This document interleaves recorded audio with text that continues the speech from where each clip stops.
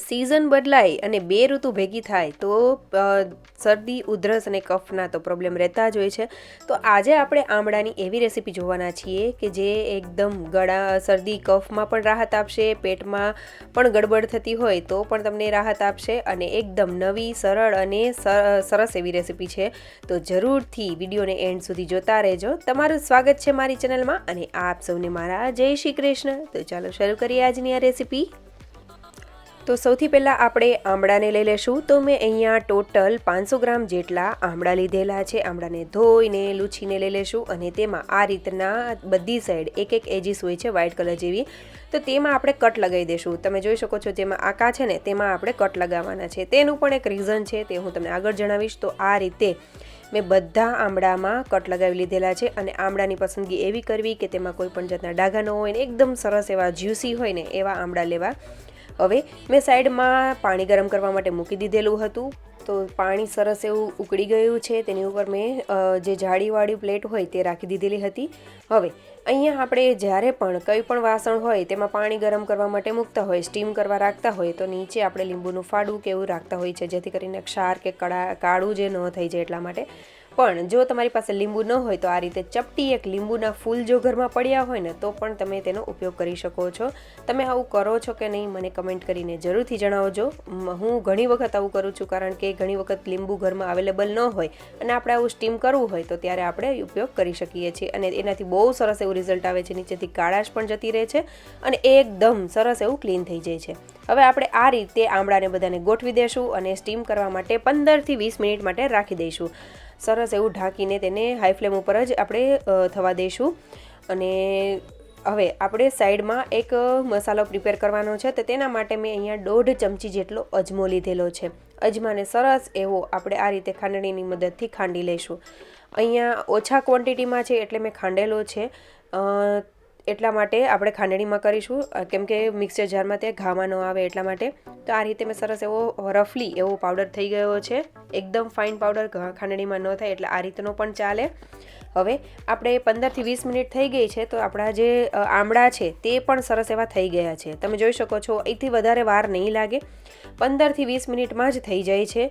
તો આ રીતે એવું લાગે 15 મિનિટ પછી એક વખત ચેક કરી લેવું. આ રીતે થઈ ગયા હોય તો આપણે ગેસની ફ્લેમ બંધ કરી દઈશું અને આમળાને તરત કાઢી લેશું. તમે જોઈ શકો છો કે આમળાને જ્યારે પણ આપણે ઉપર ખાલી ઉપાડીએ ને ત્યાં તેની બધી કળીઓ છૂટી પડી જાય છે.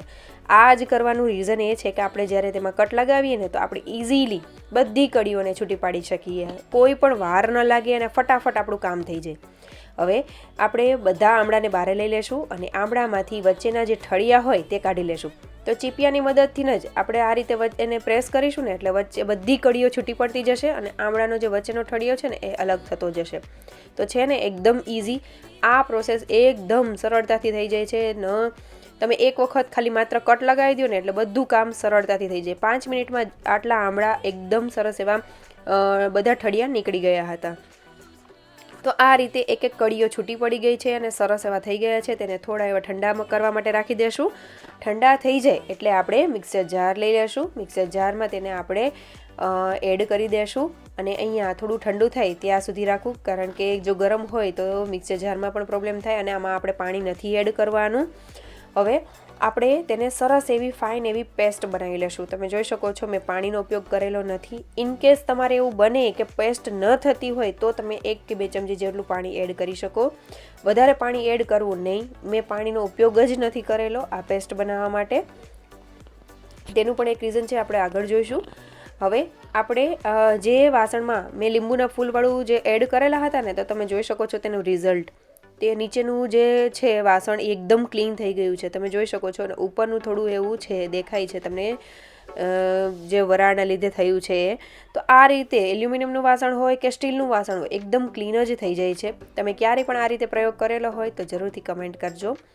હવે આપણે જે પેસ્ટ છે તેને આપણે લઈ લેશું. તો મેં અહીંયા નોનસ્ટિક પેન લીધેલું છે. તેમાં આ આખી પેસ્ટ જેટલી છે તેને આપણે એડ કરી દઈશું અને તેને થોડી વાર માટે આ રીતે હલાવી લેશું. બહુ જાજી વાર હલાવવાની જરૂર નથી, માત્ર 1-8 મિનિટ જેટલું જ હલાવીશું. હવે તેમાં આપણે જેટલા આમળા લીધેલા હોય એટલા જ પ્રમાણમાં ગોળ લેવાનો છે.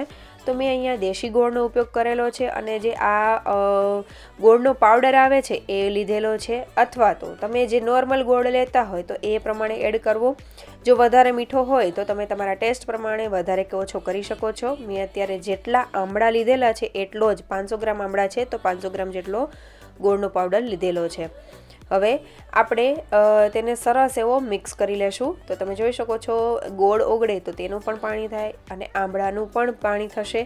તો આ જગ્યાએ જ્યારે આપણે પેસ્ટ તેની બનાવીએ તો થોડું વધારે પાણી એડ કરીએ તો આ જગ્યાએ તેને આપણે સારા એવા પ્રમાણમાં બાળવું પડે, મતલબ થોડી ટાઈમ લાગે તેને જે પાણી છે તેને બળવા માટે.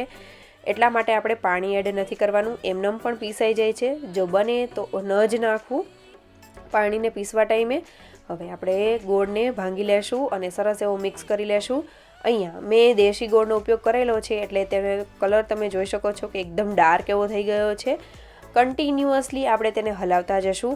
અને નોનસ્ટિક પેન જો તમારા ઘરમાં હોય તો બને તો એનો ઉપયોગ કરવો, કારણ કે તે નીચે ચીપકશે નહીં અને સરસ એવું થતું જશે. અને જો તમારે નોનસ્ટિક પેનનો ઉપયોગ ન કરવા માગતા હોય તો તમે કોઈ પણ પેનનો ઉપયોગ કરી શકો છો. તો આ રીતે આપણે કન્ટિન્યુઅસલી આપણે હલાવતા જશું અને જેમ જેમ હલાવશું એમ એમ તે જે ગોળ છે તેની ચાસણી થતી જશે અને તે થિક ફોર્મમાં આવતું જશે. જોઈ શકો છો તમે, તો થોડી વાર થશે એટલે આ રીતે એકદમ થીક એવી કન્સિસ્ટન્સી થવા લાગી છે. પહેલાં કેવી હતી અને અત્યારે કેવી છે તમે જોઈ શકો છો. હવે આપણે મસાલા એડ કરી દઈશું. તો આ સ્ટેજ ઉપર આપણે થોડું થીક થઈ ગયું છે તો મસાલા એડ કરીશું. તો તેના માટે મેં અજમાનો 1.5 ચમચી જેટલો આપણે કરેલો હતો એ બધો એડ કરી દીધેલો છે. 1.5 થી 1.5 ચમચી ઉપર મેં શેકેલા જીરાનો પાવડર એડ કરેલો છે.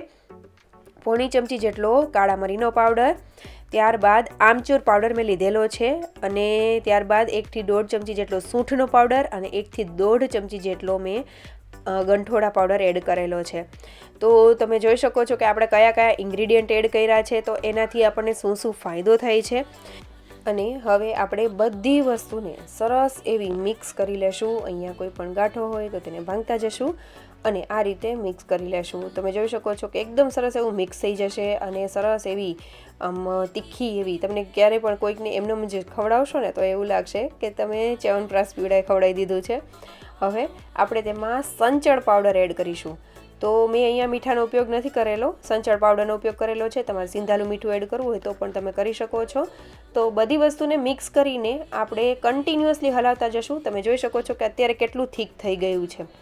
આ રીતનું પેન છોડવા માંડે અને એક જગ્યાએ લચકા જેવા ફોર્મમાં આવી જાય ને ત્યાં સુધી આપણે તેને કન્ટિન્યુઅસલી હલાવતા જવાનું છે. ઇનકેસ તમારે એવું થયું કે તમે બહુ થોડી વાર પહેલાં તમને એવું લાગે કે હવે ગોળીઓ વળી જશે અને તમે પહેલાં ઉતારી લીધું, તો ફરીથી પેનમાં એડ કરીને થોડી વાર માટે હલાવી લેશો ને એટલે આ રીતની એકદમ થીક કન્સિસ્ટન્સી ન થઈ જાય ત્યાં સુધી તેને કરી લેવું. જો ઢીલું હશે તો તે ગોળીઓ વાળવામાં થોડું પ્રોબ્લેમ થાય છે એટલા માટે.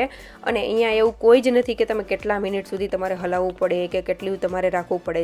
જ્યાં સુધી તમને એવું લાગે કે આ થીક કન્સિસ્ટન્સીમાં આવી ગયું છે, આ રીતનું થીક કન્સિસ્ટન્સી થઈ જાય ત્યાં સુધી કરી લેવું. અને એક વખત થઈ જાય એટલે આપણે ડીશમાં તેને પોળું કરીને ઢાળી દેશું, એટલે કે ઠંડુ થવા માટે રાખી દેશું.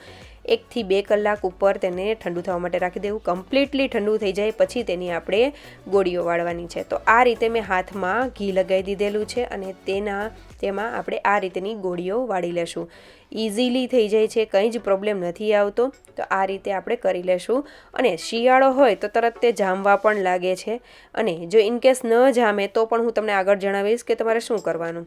હવે આપણે આ ગોળીઓ આ રીતે વાળતા જશું અને કરતા જશું. તો તમે જોઈ શકો છો અત્યારે હજી પણ થોડું એવું ઢીલું છે અને એવું લાગે તમે રાતે બનાવેલી હોય તો આખી રાત પણ રહેવા દેશો તો પણ ગોળી સરસ સવારે બની જાય છે.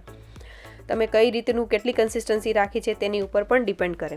હવે આપણે આ રીતે ગોળીઓ વળી જાય તો મેં આ રીતનો સાકરનો પાવડર લીધેલો છે, તો તેમાં પણ તમે રબ કરીને રાખી શકો છો. પણ આ જે રબ કરેલું છે તે ઝાઝા ટાઈમ માટે રહેતું નથી, માત્ર થોડી વાર માટે જ તમને આ રીતનું દેખાશે અને પછી કેવું થાય કે અંદરની સાઈડ મતલબ કે ઉપર જે બ્લેક કલર જે દેખાય છે અત્યારે એવું જ થઈ જાય છે. એટલા માટે મેં આ વખતે નથી કરેલી, ગયા વખતે મેં એવું કરેલું હતું. અને આ તમને હું દેખાડી રહી છું તે ગયા વર્ષની છે, બધી પતી ગઈ હતી, 1 કે 2 જ પડી છે તો હું તમને દેખાડી રહી છું. અમારા ઘરમાં બધાને બહુ જ ભાવે છે. તમે જરૂરથી આ રીતની ટ્રાય કરજો. બહુ સરસ એવી હેલ્થ માટે પણ બહુ સારી છે. આમાં એવા એકેય ઇન્ગ્રીડિયન્ટ એવા નથી કે જે આપણને હેલ્થ માટે સારા ન હોય.